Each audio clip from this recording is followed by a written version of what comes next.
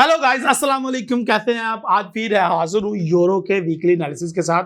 आपको पता है यूरो के 7 पेयर हैं, उन सबको हम देखते हैं और बड़ी ही अच्छी अपॉर्चुनिटी आई हुई है यूरो के पेयर्स के अंदर। अल्हम्दुलिल्लाह सुम्मा अल्हम्दुलिल्लाह, लास्ट वीक जो वीडियो हमने दी थी यूरो के वीकली एनालिसिस, वो तो बड़े ही परफेक्टली हिट हुए हैं। ये सब हमारे जो है ना अल्लाह ताला के ज़ात है, जो उसने इतनी इज्जत दी हुई है, हम किसी काबिल नहीं है। लेकिन आज बहुत अच्छी अपॉर्चुनिटी है, long term, short term, with very special guest आपके साथ चीजें शेयर करने जा रहा हूं, एनालिसिस शेयर करने जा रहा हूं। तो एक से अच्छे दो, क्या ख्याल है?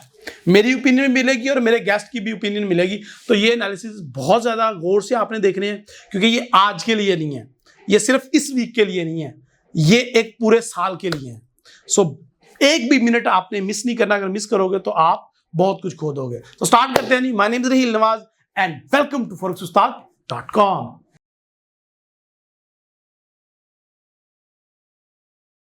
जी फ्रेंड्स, आपको जैसा कि पता ही है कि रूस और यूक्रेन की जो वार है वो अब ठंडी पड़ चुकी है और उस वार का डायरेक्टली इंपैक्ट हुआ था यूरो पे, जिसकी वजह से यूरो इतना गिरता जा रहा था।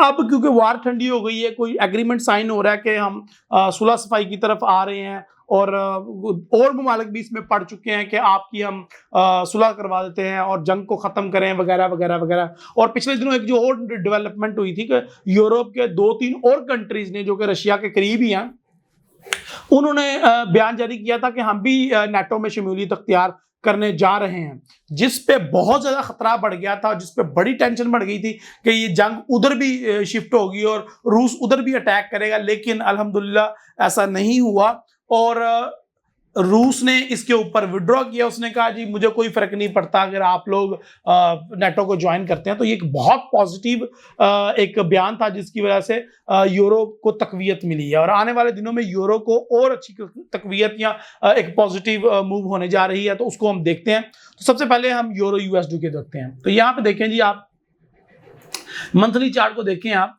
तो यूरो जो है मुसलसल 1 2 3 4 मंथ से तो मुसलसल गिर रहा था, लेकिन ये गिरना स्टार्ट हुआ है जनाब 1.22 से 1 2 3 4 5 6 7 8 9 10 11 12 तकरीबन एक साल से यूरो यूएसडी को मार पड़ रही है। और यूरो यूएसडी अब आप देखें कि अपने ट्रिपल बॉटम पे आ चुका था। ये देखें, ये भी बॉटम, ये भी बॉटम और ये भी बॉटम, ऑलमोस्ट डबल बॉटम का पैटर्न है, वो तो हिट हुआ ही हुआ है मंथली चार्ट में। मार्केट जो है वो अभी भी, अगर आप देखें तो जो मैंने एक येलो एरिया बनाया हुआ है, तो मार्केट अभी भी येलो एरिया के अंदर ही है। दैट मीन कि अभी भी क्या कहते हैं, कोई बिगड़िया नहीं है, ਤੁਸੀਂ ਹਾਲੀ भी बाय कर सकते हो यूरो ਨੂੰ। पॉइंट हैगा इथे, मार्केट आप बाय करके इसको लॉन्ग टर्म के लिए अच्छा प्रॉफिट अर्न कर सकते हैं, अगले एक साल के लिए भी। यार साल को छोड़ो, 6 महीने भी आपके हक में चली गई तो आप कितना पैसा कमाएंगे खुद सोचें। चाहे एक माइक्रो लॉट लेके रख दें, आपका प्लॉट आ ही जाएगा। 0.01 की लगा दें, 0.05 की लगा दें, लेकिन लगानी लॉन्ग टर्म के लिए विद मनी मैनेजमेंट, अपने अकाउंट की इक्विटी को देखते हुए, ठीक है। तो यूरो में अभी बड़ा अच्छा चांस है बाय का, लेकिन इसकी सारे पॉइंट्स को हम डिस्कस करेंगे, एक पॉइंट को नहीं। ओके जी, आगे चलें। तो ये एक मंथ बुलिश क्लोज हुआ, ये तो हमें नजर आ गया। 2 वीक से मार्केट बड़े अच्छे तरीके से बुलिश में मूव कर रही है। और अगर आपको एंट्री मिले यहाँ पे, मैं कहना चाहूंगा लेट्स से लॉन्ग, अगर मुझे 0.05 या 0.06 से भी एंट्री मिल जाए तो अच्छी चीज है। अब ये आपकी किस्मत है कि आपको एंट्री कहाँ पे मिलती है। इसका स्टॉप लॉस जो है वो हम खुला डुल्ला रख देने हैं, पिछला जो है वो लो है वो, और जो हमारा टेक प्रॉफिट है वो आपकी मर्जी है, जितना मर्जी इसको खाते जाए, वो it's totally up to you कि जितना आप सब्र कर सकते हैं। तो जो पहला टीपी है मेरा जो है 1.14, यानी कि 1.14, तो ये एक लॉन्गर टर्म में आप एक अच्छा ट्रेडिंग सेटअप ले सकते हैं। लेकिन इसके अंदर बड़े फैक्टर हैं, मैं उन फैक्टर्स की तरफ आता हूँ, सब्र करें जरा, और फंडामेंटल की तरफ भी आते हैं। डायरेक्टली टेक्निकल पे चढ़ गए हैं, अभी हमारे पास बहुत ज्यादा चीजें देखने के लिए। यहाँ पे भी यूरो यूएसडी का इंट्राडे ट्रेडिंग के लिए जो सिग्नल दिया हुआ था वो अल्हम्दुलिल्लाह सुम्मा अल्हम्दुलिल्लाह, जिसकी मैं बात कर रहा था कि अब लास्ट 2 वीक अगो जो हमने दिया है सिग्नल, अगर आपने वो वीडियो नहीं देखी तो ये आई के बटन पे प्रेस करें और डिस्क्रिप्शन में भी मैं लिंक डाल दूंगा, उस पर क्लिक करके भी आप ये वीडियो देख सकते हैं जिसमें मैंने ये ट्रेड लगवाई थी। और आपने लगाई होगी डेफिनेटली, और आपने काफी ज्यादा प्रॉफिट भी अर्न किया होगा। लेकिन उस वीडियो के नीचे बड़े लोगों ने कमेंट किए मुझे कि नहीं जी आपने गलत ट्रेड लगवाई है, ये तो बनता ही नहीं है बाय का जरिया, यूरो तो और गिरने वाला है, फलाना है टीम का। मैंने कहा ठीक है, ये मेरे एनालिसिस है, आपकी अपनी मर्जी। तो वाकई बात ठीक है, ये मेरी एक लर्निंग है, मेरे अपने एनालिसिस हैं, पर्सनल एनालिसिस, हर एक एनालिसिस अलग है। अगर आप मेरे से एग्री नहीं करते तो दैट डोंट मीन के आपने पता नहीं कितना बड़ा गुनाह कर दिया। यू आर राइट 100%, आप अपनी जगह पे बिल्कुल ठीक है, और आपके एनालिसिस अलग होने ही चाहिए, ठीक है जी। सो मैं तो अपने वो भाईजान क्रेडिट ले रहा हूँ कि जो मैंने ट्रेड लगवाई थी अल्हम्दुलिल्लाह सुम्मा अल्हम्दुलिल्लाह, पहला टीपी हिट हो गया जी। हमने ट्रेड ली थी एग्जैक्टली 1.05 से ली थी, और 1.07 को जाके जनाब वाला टीपी हिट हो गया जी। पहला टीपी हिट हो गया, अब दूसरा टीपी, तीसरा टीपी, अब वो आपकी किस्मत है, आप उसको कितना खींच सकते हो, ठीक है। तो यूरो यूएसडी में तो हमने प्रॉफिट टेकिंग कर ली है, फर्स्ट इंट्राडे ट्रेडिंग की, और लॉन्ग टर्म नहीं। लॉन्ग टर्म तो देखो ना, देखो भाई ये साइकिल देखो तो पूरे साल का साइकिल है, ये यूरो पूरे साल से गिर रहा है। मई 2021 से हमने शुरू किया और आज मई 2022 आ गया, ठीक है। तो वो गिर रहा है, और अब ये साल पूरा साइकिल, अब ये 6 महीने भी ऊपर जाता है करेक्शन करने के लिए, बड़ी अच्छी चीज है। अब जो करेक्शन आपने देखनी है ट्रेंड के हक में, वो ये देखनी है कि आपने कितने नीचे से इसको पकड़ना है, ये आपकी कामयाबी। यहां पे देखें, ये एक हमारी पहली लाइन आ गई, सपोर्ट और रेजिस्टेंस लाइन। अब ये यहां से रिट्रेस अगर लेता है 1.06 पे जाता है, 1.05 पे जाता है, again it's totally on your luck, 0.4 पे चला जाए, बड़ी अच्छी बात है, लॉन्ग टर्म के लिए इसको बाय करें। अच्छा, इसके अब पीछे वजह क्या, अब वजह के ऊपर आ जाते हैं, फंडामेंटल रीजंस क्या है। फंडामेंटल यूरो का डायरेक्टली लिंक्ड है, यूरो डायरेक्टली लिंक्ड है विद यूएसडी। तो यूएसडी इंडेक्स जो है वो 105 से गिरा है, 100 तक आ गया है, और आगे मजीद भी जो है वो इसके गिरने के चांसेस लग रहे हैं, और अगर गिरता है तो यूरो फिर भी ऊपर जाएगा। यूएसडी अगर वीक होता जाएगा इसी तरीके से, तो ये जो है वो यूरो भी अपने आप को रिवाइव कर रहा है। यूरो कितने अरसे से इस जंग से मुतासिर हो रहा है, और जंग से पहले भी ये गिर रहा था, और अब रिसेशन जो है वो पूरी दुनिया में ही आ रहा है। अमेरिका में भी महंगाई हो रही है, अमेरिका में भी जॉब्स कम हो रही है, अमेरिका में भी इन्फ्लेशन आ रहा है, अमेरिका में भी जो एक क्रैश की कंडीशन है, मैन्युफैक्चरिंग का कॉन्फिडेंस, कंज्यूमर कॉन्फिडेंस जो डाटे आएंगे इस वीक अगर हम देखें तो वो डाटे बड़े इंपॉर्टेंट है। ये देखें जरा यूएस के जो डाटे हैं, अगेन वही बातें रिपीट हो रही हैं जो मैंने गोल्ड के अंदर कही थी। ये देखें मंगल वाले दिन जो कंज्यूमर कॉन्फिडेंस आना है वो पहले से ही वो बता रहा है कि लो ही आना है, 103 आना एक्सपेक्टेड है। अब वो 100 आता है, 101 आता है, तो वो यूरो और ऊपर की तरफ भागेगा, ठीक है, और पाउंड भी भागेगा जी। अच्छा जी, अगर इसके अलावा अगर हम देखें मैन्युफैक्चरिंग रेट आने हैं जो कि 55 था, अभी 54 आने के चांसेस हैं, तो ये भी एक्सपेक्टेड किया जा रहा है लो ही आएगा। इसके अलावा जो जॉब्स हैं वो भी लो ही आने के एक्सपेक्टेड है। और उसके अलावा जो देखें ना, ये जो डाटे हैं, फोरकास्ट तो सारे की सारी वो लो की है कि डाटे नेगेटिव आने के चांसेस ज्यादा है। फोरकास्ट तो हमें यही बता रही है, तो अगर फिर हमें फोरकास्ट वहां से लो मिल रही है तो यहां से हमें यूरो को बाय करने का एक अच्छा चांस है। वीकली, ये वीकली बात कर रहा हूं और लॉन्ग टर्म की बात कर रहा हूं, दोनों अलग अलग। सो यहाँ पे एक अच्छी अपॉर्चुनिटी है, यूरो इस वीक भी ऊपर जा सकता है और इसको आप बाय कर सकते हो। उसके पीछे ये फंडामेंटल बैकग्राउंड है। एक तो वार में कोई, अच्छा ये वार में कोई छेड़छाड़ हुई, कोई शूरली पटाखा दोबारा चला रशिया यूक्रेन की तरफ से, यूरो फिर गिरेगा। मैं आपको पहले ही बता रहा हूं, अमेरिकन डाटे अच्छे आते हैं, यूरो रेंज कर सकता है, यूरो गिरेगा नहीं, मुझे ऐसा लग रहा है एज अ फंडामेंटल।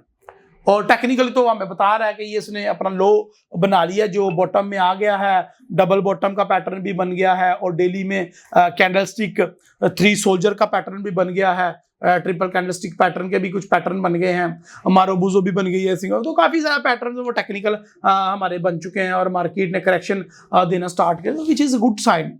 एक ये साइन है कि मार्केट अब ऊपर की तरफ जाएगी। अब ये आपकी महारत है, हमने डायरेक्शन दे दी, अब ये आपकी महारत है कि आप कितना नीचे से पकड़ते हैं। मेरी तो राय आपने सुनी, अब हमारे पास एक बहुत ज्यादा स्पेशल गेस्ट है मिस्टर अब्बास, उनकी राय सुनते हैं कि वो यूरो के बारे में क्या सोचते हैं। जी अब्बास भाई, कैसे हैं आप? जी वालेकुम अस्सलाम जी राहील, आप कैसे हैं? अल्हम्दुलिल्लाह, thank you very much Abbas भाई, आपने टाइम दिया। अब्बास भाई मुझे ये बताइएगा कि यूरो यूएसडी हम देख रहे हैं कितने अरसे से ही नीचे गिर रहा है, अब आप क्या देख रहे हैं कि यहाँ पे एक बॉटम आ गया और हमें बाय साइड में अब कंसीडर करना चाहिए, या अभी भी आपको लगता है कि हालात ठीक नहीं है? जी बहुत शुक्रिया राहिल। मेरे ख्याल से यूरो के लिए, जो यूरो ट्रेड करते हैं ना, उनके लिए अब एक बड़ा अच्छा टाइम आने वाला है। ठीक हो गया, क्योंकि यूरो के अंदर हमने जो ये पिछले तकरीबन आप कह लें कि 12 से 15 वीक या 3 महीने प्लस का टाइम ले लें, जो यूरो में हमने एक सेलिंग मोमेंटो देखा है, वो अब खत्म होता हुआ नजर आ रहा है। ठीक हो गया। यूरो की मैं fundamental financial point of view से बात करूं, लास्ट वीक में भी उनके जो जर्मन का IFO बिजनेस का डाटा है वो भी अच्छा आया है। ठीक हो गया।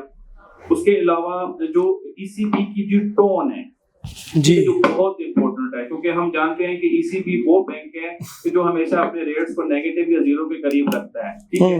अब उन लोगों ने फर्स्ट टाइम, मतलब जब से मैं ट्रेड कर रहा हूँ, मैंने फर्स्ट टाइम अब उनको ना ऑफिश होते देखा है, और वो जुलाई या सितंबर के दरमियान में रेट को पॉजिटिव करने का इरादा रखते हैं। और इवन अब जो उनकी चेयरपर्सन है क्रिस्टिन लेगार्ड, उसने भी कह दिया है कि मैं मतलब समझ रही हूँ कि अब टाइम आ गया है कि हमने जो भी लूज मनी के प्रोग्राम APP वगैरह दिए हुए हैं उन्हें वाइंड अप करके जुलाई में तो हम रेट हाइक की तरफ जाएं।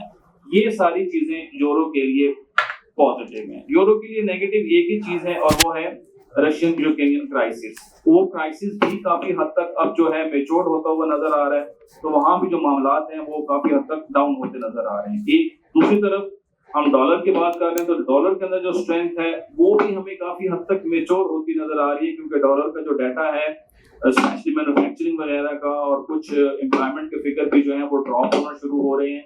तो आपको पता है कि जब डॉलर इंडेक्स गिरता है तो उसका सबसे बड़ा जो बेनिफिशियरी है वो यूरो है। सो जो लोग यूरो को ट्रेड करना चाहते हैं, चाहे वो यूरो क्रॉस में करें, यूरो USD को करें, तो ये पर्टिकुलर टाइम है कि जिसके अंदर आप पोजीशन ले सकते हैं। ठीक हो गया। आपका अकाउंट अच्छा है तो मनी मैनेजमेंट को ज़हन में रखते हुए आप अभी से भी बाय में बैठ सकते हैं, और अगर वेट करना चाहते हैं तो आप इस वीक के अंदर जो यूरो पे कुछ PMIs का डाटा है और US का भी डाटा है, PMIs का भी है, कंज्यूमर कॉन्फिडेंस है, NFP है, इस डाटे को आ लेने दें। तो 9 जून को इनकी मीटिंग है ECB की, तो वो मीटिंग भी हॉकिश होगी, लेकिन मुझे लगता है कि शायद अगर आप उस मीटिंग के बाद से यूरो में जाएंगे तो शायद यूरो आपको 100 पिप और प्लस ऊपर नजर आए। सो आई थिंक अगर आप ट्रेड करना चाहते हैं और लंबा ट्रेड कर सकते हैं, आप होल्ड कर सकते हैं, तो दिस इज द टाइम कि यार आप यूरो के अंदर बाइंग में अभी बैठ जाएं। यूरो के अंदर किन किन पेयर्स के अंदर कौन कौन से करेंसीज हैं जिनके अगेंस्ट हम यूरो को बाय करें तो ज्यादा सिक्योर रहेंगे? मतलब पेयर्स तो काफी हैं, क्राइसिस भी हैं, लेकिन कौन कौन से ऐसे हैं जो आपको लगते हैं कि इसकी निस्बत कमजोर है, तो उनकी निस्बत हम इसको बाय कर लें? देखिए, डॉलर की वीकनेस को सामने रखें तो ठीक हो गया, तो यूरो USD पेयर अच्छा है। ठीक है, वो तो इंडेक्स गिर रहा है ना, वो तो हमें नजर आ रहा है जी। कैनेडियन डॉलर के अगेंस्ट में बाय करें, लेकिन वेडनेसडे तक का वेट कर लें। ठीक हो गया, क्योंकि वेडनेसडे को उनकी मीटिंग है जिसमें कैनेडियन डॉलर 50% एक रेट हाइक करने वाला है। तो यूरो के इस वक्त 1.36 के अराउंड है, तो ये रेट हाइक करता है तो वो 1.35 या 34 पे आता है, तो ये एक आइडियल सिचुएशन है। ठीक हो गया। अब यहाँ से बाय करें और इस साल के एंड तक अगर आप होल्ड कर सकते हैं ना, तो अगर आप गाड़ी में नहीं है तो आप मुझे गाड़ी में मिलने आएंगे। सही। उसके अलावा यूरो स्विस फ्रैंक, ठीक हो गया, ये काफी अरसे से 1.02 1.03 में घूम रहा है। ठीक है। जो ही हालात नॉर्मल होने हैं, जो कि तकरीबन होने जा रहे हैं, शायद 3-4 हफ्ते और उसमें गेम हो, तो इसके अंदर यूरो कैट जितनी मूव नहीं होगी, लेकिन इसके अंदर भी अच्छे पिक्स होंगे। यूरो जापानीज येन को मैं अभी रिकमेंड नहीं करूंगा, क्योंकि जापानीज येन जो है ना वो रिस्क के साथ बहुत ज्यादा अटैच होता है, तो उसमें कहीं स्ट्रेंथ आ सकती है। ठीक है। हाँ, अब यूरो ऑजी डॉलर, ठीक है, और यूरो NZD इनके अंदर भी हैं। तो ईच क्रॉसेस में हाँ, तो यूरो पाउंड के अगेंस्ट में नहीं करूंगा, क्योंकि पाउंड भी यूरो की तरह डिस्टर्ब हुआ था, तो अभी ब्रिटिश पाउंड के अंदर भी स्ट्रेंथ आनी है, तो वो प्लेयर शायद इतना ज्यादा लिक्विडेटिव ना हो, बट ये प्लेयर जो है ना ये बहुत है। मैं खुद पर्सनली यूरो US को भी, मतलब मैं तो बाय में बैठा हुआ हूँ, यूरो US में भी बाय में हूँ, यूरो कैड में भी बाय में हूँ, और अभी फर्दर कंफर्मेशन का वेट कर रहा हूँ। अच्छा, आप भी हम ये यूरो की वीकली वीडियो बना रहे हैं ना, वीकली एनालिसिस, तो उसमें ये भी हम वीकली वीडियो बना रहे हैं, तो उसमें हमें ना वीकली सेटअप बताएं ये तो हो गया लॉन्ग टर्म, हमें समझ आ गया, गाड़ी आ जाएगी, ये हो जाएगा, वो हो जाएगा। अभी इस वीक में पर्टिकुलरली आपको पता है कि मंथ खत्म हो रहा है, कि नया स्टार्ट हो रहा है, इस वीक में आपको कहाँ पे लगता है यूरो इस वीक में बुलिश मूव होगी या रिट्रेसमेंट होगी, क्या लगता है आपको, करेक्शन वगैरह हो सकती है? देखिए इस वीक में अगर आपने वीक में ट्रेड करना है ना, तो अगर मैं यूरो यूएस की बात करूं, अब ये 1.0730 पे है, और समहाउ अगर ये करेक्ट करके नीचे आता है 1.06 के करीब, तो वहां से आप इसको बाय करें। मतलब आपको अगर ये 1.0650 के करीब आता है तो आप इसको बाय देखें। ठीक हो गया। यूरो कैट का बताया कि वेंसडे का वेट कर लें, उनकी मीटिंग है। ठीक है। यूरो ऑजी इस वक्त 1.49 के करीब है। ठीक है। अगर कहीं थोड़ी सी और इसके अंदर कोई डिप आता है, वहां से बाय कर लें, थोड़ा कहीं नजर आ जाता है। हाँ, एक चीज ध्यान में रखिएगा कि अल्लाह ना करे कल को या परसों को कोई ऐसी न्यूज जो यूक्रेनियन रशियन वॉर को कुछ फर्दर मतलब उसको डिस्टर्ब कर दे, तो फिर यूरो के अंदर ये जो है ना ये मूव डाउन भी हो सकती है। ये मैं जो बात कर रहा हूँ यूरो में बाइंग की, उसमें मैं कांस्टेंट रख रहा हूँ कि यूक्रेनियन रशियन क्राइसिस इसी जगह रहेगा, और इसके अंदर पीस टॉक के स्टेप्स जो है ना वो डे बाय डे बढ़ते जाएंगे, यानी कि हम पीस फायर की तरफ बढ़ते जाएंगे। बट मतलब वी नेवर नो, ये पॉलिटिक्स है कि इसके अंदर कोई सिचुएशन गड़बड़ हो जाती है तो फिर डेफिनेटली है कि फिर यूरो में अभी बायर नहीं आएगा, वो वेट करेगा सिचुएशन के क्लियर होने। तो हम यूरो यूएसडी को बाय कर सकते हैं, यूरो कैड को एंड पे तीसरे नंबर पे जो यूरो सीएचएफ है, यूएसडी को बाय करना है। आप ट्यूसडे तक का वेट करें। ट्यूसडे 5:30 पे कंज्यूमर कॉन्फिडेंस का डाटा है, शिकागो पीएमआई का डाटा है, उस डाटे को देख लें। अगर वो फॉर एग्जांपल अच्छा आ जाता है यूएस की तरफ, वो यूरो यूएस को पुश करता है, तो इसको नीचे आने दें, उसको उस दिन का लो बनाने दें, और फिर उसको उस दिन के लो से बाय करें। यानी कि हम चाहते हैं कि जितना नीचे से हमें मिल जाए उतना अच्छा है और लॉन्ग टर्म इस तरह है। हाँ, ऐसा देखिए ना, अब इसमें क्या है कि देखिए हर बैंक ने ना जो अपने टूल्स थे ना वो मार्केट में ओपन कर दिए हैं, हर बैंक ने। ईसीबी ने नहीं किए। ईसीबी ने अपने टूल्स को अभी लाना है, तो जब ये टूल्स को लाएगा तो डेफिनेटली इसके अंदर स्ट्रेंथ का मार्जिन मौजूद है। तो ये टाइम है, जिस टाइम में हम बैठे हैं, ईसीबी वाले अभी थिंकिंग प्रोसेस में है, क्योंकि उनकी अभी 9 जून को मीटिंग है। ठीक है। 9 जून को मीटिंग में वो डेफिनेटली अपना एक जो प्लान है वो चार्ट आउट करेंगे कि हमने किस तरीके से एपीपी को वाइंड डाउन करना है और किस तरीके से हमने रेट हाइक के साइकिल को लेके चलना है।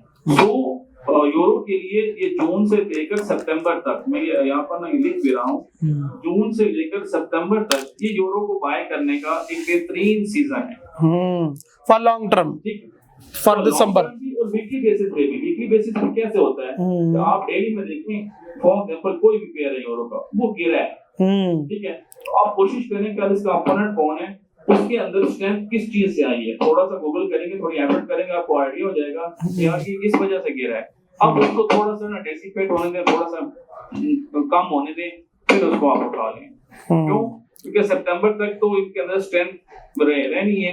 जब ये रेट हाइक कर लेंगे तो उसके बाद फिर देखा जाएगा कि फिर वो आ जाएंगे दूसरे फैक्टर्स के ऊपर। तो अभी जो वार एंड हुई है, ये एंड होने के करीब है, तो उसका आपको इफेक्ट नजर आ रहा है कि उसकी वजह से भी ये यूरो यूएसडी काफी ज्यादा नहीं राइल, वार अभी एंड नहीं हुई। वार एंड नहीं हुई, लेकिन अभी पीस तो है ना। देखिए मामला वहां पर चल रहे हैं, मुख्तलिफ कंट्रीज जो है ना वो निगोशिएशंस में हैं। अभी जो इटालियन गवर्नमेंट है उन्होंने एक पीस प्रोसेस बना के दिया है, आप उसे पीस ट्रीटी कह लें, पीस अकॉर्ड कह लें, उसको रशियन गवर्नमेंट स्टडी कर रही है, यूक्रेनियन भी कर रही है। एक चीज। दूसरा, उसके अंदर कोई नई डेवलपमेंट नहीं है। दरमियान में से पहले 2-3 वीक्स अगो एक खबर आई थी कि जी फिनलैंड और स्वीडन ज्वाइन कर रहे हैं नेटो को, तो उसके मार्केट में यूरो में एक सेलिंग फिर शुरू हुई थी। लेकिन रशिया ने उस पे कहा कि कर लें ज्वाइन, मुझे तो कोई प्रॉब्लम नहीं है। ठीक है। क्योंकि ये ऑलरेडी उनके साथ डील्स करते रहते हैं, तो मेरे लिए तो कोई फर्क नहीं है। हाँ, मेरे लिए प्रॉब्लम तब होगी कि जब ईस्टर्न यूरोप में यूएस अपनी कोई डिप्लॉयमेंट करेगा। ठीक है। तो वो मामला वहीं का वहीं रुक गया। नहीं वो अच्छा, क्या उनके बॉर्डर नहीं लगते रशिया के साथ? नहीं, मैं आप इसके ऊपर कोई बात नहीं कर सकता, बॉर्डर लगते हैं या नहीं लगते हैं। देखें यूरोप जितना भी है ना, ये रशिया के करीब करीब में है। ठीक हो गया। अगर फिनलैंड में, स्वीडन में, यूएस आपने डिप्लॉयमेंट करता है तो फिर तो डेफिनेटली रिस्क डिस्ट्रीब्यूट होगा, रशिया उसके ऊपर रिटेलिएट भी करेगा। तो वैसी सिचुएशन तो है नहीं। ये अगर ये ज्वाइन कर लेते हैं, इससे आगे क्या होता है, कोई डिप्लॉयमेंट होती है तो उसके ऊपर फिर रशियन स्टैंस देखने वाला होगा। लेकिन यूरोप ऐसी हरकत नहीं करेगा, क्योंकि देखें बयान तो दिया है ना उन्होंने ऐसी कंडीशन में, क्रिटिकल कंडीशन में इसको कह सकते हैं हम, कि जब उन्होंने ये क्लियर कर दिया कि ये ज्वाइन कर लें तो इससे हमें फर्क नहीं पड़ता।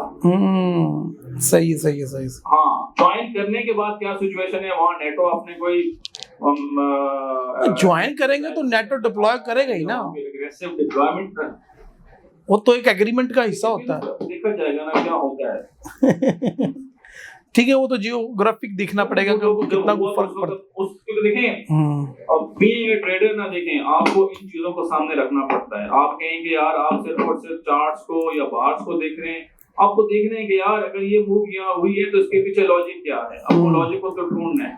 तो आप अगर थोड़े बहुत न्यूज के साथ टच में रह रहे हैं और ऐसी कोई न्यूज चल रही है, उनका जो फॉरेन ऑफिस है वो भी कोई तगड़ी न्यूज दे रहा है और यहाँ से भी हो रही है, तो जो आपको वो चार्ट के ऊपर वो जो न्यूज का इफेक्ट है वो नजर होगा, तो एट दैट टाइम अपनी पोजीशंस को आप कवर कर सकते हैं, कंट्रोल कर सकते हैं, और फिर इतने टूल्स तो हमारे पास अवेलेबल होते हैं। अच्छा अब्बास भाई, पाउंड के साथ भी आप सेम सिनेरियो देख रहे हैं जो यूरो के साथ देख रहे हैं? तो जी बिल्कुल ऐसा ही देख रहा हूँ। एक्चुअल जो ब्रिटिश पाउंड में लास्ट टाइम जो एक डाउन मूव हुई थी ना, जिस वजह से ये पाउंड यूएसडी 1.20 तक गया था, ठीक है, उसमें क्या था कि जब उनकी लास्ट मीटिंग हुई, आई थिंक वो ये वाली मूव है, कह रहे हैं जो ये वाली मूव है, इन लोगों ने जब लास्ट रेट हाइक किया, ये वाली मूव, तो रेट हाइक के साथ इन्होंने बड़ी ना एक कंफ्यूजिंग किस्म की स्टेटमेंट दे दी कि भाई हम रेट हाइक तो कर रहे हैं बट हमारे हालात ठीक नहीं है, हम तो आगे ना खाई है, मतलब हम गिरने वाले हैं, क्योंकि रिसेशन आने वाला है और इस किस्म की बातें की ना, तो वो रेट हाइक के साथ ही ब्रिटिश पाउंड गिर गया और ये 2.20 के करीब आ गया। बट उसके बाद से अब ये जो स्ट्रेंथ हम देखते हैं ना, ये जो यूरो यूएसडी में भी देखते हैं और पाउंड यूएसडी में भी, इसमें हम यूरो और पाउंड की स्ट्रेंथ इतनी नहीं है जितनी डॉलर की वीकनेस है। ओके, हाँ, इसमें इस मूव में जो ये अभी यूरो और सॉरी पाउंड यूएसडी 1.26 पे आया है 22 से, और यूरो में इस मूव के अंदर, हाँ यूरो में भी, इसमें इनका इतना अपना हाथ नहीं है जितना डॉलर की वीकनेस का है।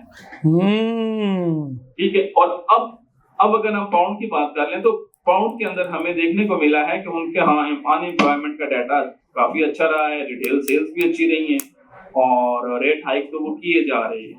ठीक है, सो उस हिसाब से डॉलर की वीकनेस ने अगर और भी आगे कंटिन्यू होना है तो ब्रिटिश पाउंड के अंदर भी स्ट्रेंथ मौजूद है। अभी भी आप देखें ना कि ना करते हुए भी ये 300 से 400 तक तो मूव कर चुका है। अच्छा अब्बास भाई, एक पॉइंट, अगर डॉलर वापस ऊपर की तरफ जाना स्टार्ट हो जाता है और डॉलर जो है वो जिस तरह के हम लास्ट 2 वीक अगो डिस्कशन कर रहे थे कि ये 107 110 तक जा सकता है, इसका इंडेक्स जो हमें टेक्निकली कुछ नज़र आ रही हैं चीज़ें, तो अगर वो जाना स्टार्ट होता है और अगर पाउंड एंड यूरो के अंदर हमें कुछ स्ट्रेंथ देखने को मिलती है, तब आपको क्या लगता है कि वो थोड़ा सा मिक्सअप नहीं हो जाएगा, या फिर आपको लगता है कि यूरो फिर भी ऊपर जाता रहेगा?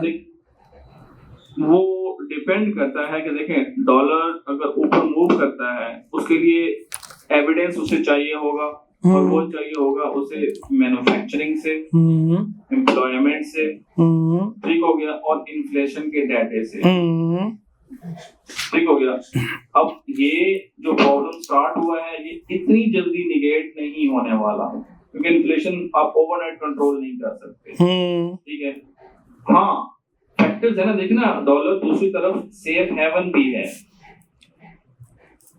यूरो पाउंड सेफ हेवन नहीं है। तो सेफ हेवन आपके सारे सुनने वाले समझते हो कि सेफ हेवन क्या होता है। एट टाइम क्या होता है कि डॉलर का डाटा वीक भी होता है, डॉलर में स्ट्रेंथ होती है, वो क्या होता है कि लोग डॉलर को सेफ हेवन समझते हैं। दुनिया में लोग यूएस बैंक्स के अंदर, यूएस मैच्योरिटीज, यूएस बॉन्ड सिक्योरिटीज में पैसा लगाते हुए सेफ महसूस करते हैं। तो जब रेट और चीजें मिस होने के बावजूद भी अगर लोगों का डॉलर के ऊपर ट्रस्ट रहता है, तो ऐसे में क्या होगा कि डॉलर की नीचे की मूव कम होगी, ये ऊपर जाएगा, तो ब्रिटिश पाउंड और यूरो के अंदर जो मूव अप साइड है वो कहीं रेंज करना शुरू कर देगी अगर उनका डाटा तगड़ा रहता है और बैंक हॉकिश रहते हैं। बट अगर उनके बैंक कहते हैं कि यार प्रॉब्लम और है, जो जंग है ये विंटर सीजन में भी एंटर्ड हो गई है, तो फिर हम उनके अंदर फर्दर सेलिंग भी देख सकते हैं। बहुत अच्छे, जबरदस्त, बहुत अच्छे। Thank you very much Abbas भाई, आपने इतना टाइम दिया। बहुत शुक्रिया जी। टाइम क्या है जी, आपकी वजह से ना मार्केट मुझे भी थोड़ी सी ना वो आसानी हो जाती है कि नेक्स्ट वीक में कौन सा सेटअप ट्रेड करना है। हमारे जो यूजर के लिए कोई पैगाम है, हमारे जो व्यूअर्स हैं? हाँ, अब आपके व्यूअर्स के लिए बड़ा ना एक मैं चाहूंगा कि इसको ना आप इसे फ्लैश करके दें। वो ये है कि देखें, ये अब हमने डिस्कशन की है, हमने इसमें ब्रिटिश पाउंड को भी डिस्कस कर लिया है, यूरो को भी और गोल्ड को भी। अब इसको ट्रेड कैसे करना है, देखिए डिस्कशन होती है वो पिन पॉइंट एक्यूरेट लेवल्स को नहीं होती, ऐसा ही है। डिस्कशन करने के लिए आपके पास ये पूरी एकेडमी मौजूद है, इनकी पूरी टीम है, ये बैठे हैं, अवेलेबल हैं, आप इनके साथ टच में रह सकते हैं, आप इनको फॉलो कर सकते हैं। क्यों? क्योंकि डिस्कशन में अगर हम बताते हैं कि यार यहाँ से मूव आनी है, तो मे पॉसिबल कि जब हम यहाँ से भी इस चीज को बाय कर रहे हो और यहाँ से आके हम सेल कर रहे हो, ठीक है, तो आप हो सकते हैं कंफ्यूज हो जाएं कि यार ये कैसे कर रहे हैं। तो उसके लिए मैं आपको रिकमेंड करूंगा कि आप राहील साहब के पीछे पड़े रहें, इनको तंग करें, इनको इनबॉक्स करें और इनसे पूछें कि जी ये मूव चल रही है, आप बाय कर रहे हैं तो आप किस एविडेंस के ऊपर कर रहे हैं। तो देखिए, हम इस शॉर्टर किस्म की वीडियो के अंदर ना वो सारी डिटेल्स नहीं बता सकते, बिकॉज ये वीडियो बहुत लेंथी हो जाएगी, क्योंकि कोई देखना पसंद नहीं करेगा। तो जब आप ट्रेड करने बैठते हैं तो मेरी सिर्फ आप लोगों को ये रिकमेंडेशन है कि आप ट्रेड सेटअप ले रहे हैं, वो मूव चल रही है, तो आप क्या करें, आप राहील साहब को ऑन बोर्ड ले लेंगे। राहील भाई, हम लोगों ने इस चीज को इधर से बाय कर लिया है डेली में, H4 में, H1 को देखते हुए या शॉर्टर टाइम फ्रेम में, तो आपकी क्या एडवाइस है? तो ऐसे में यकीनन आपकी लर्निंग भी बड़ी अच्छी होगी और साथ साथ आपकी अर्निंग भी होगी। बहुत शुक्रिया अब्बास भाई, थैंक यू वेरी मच।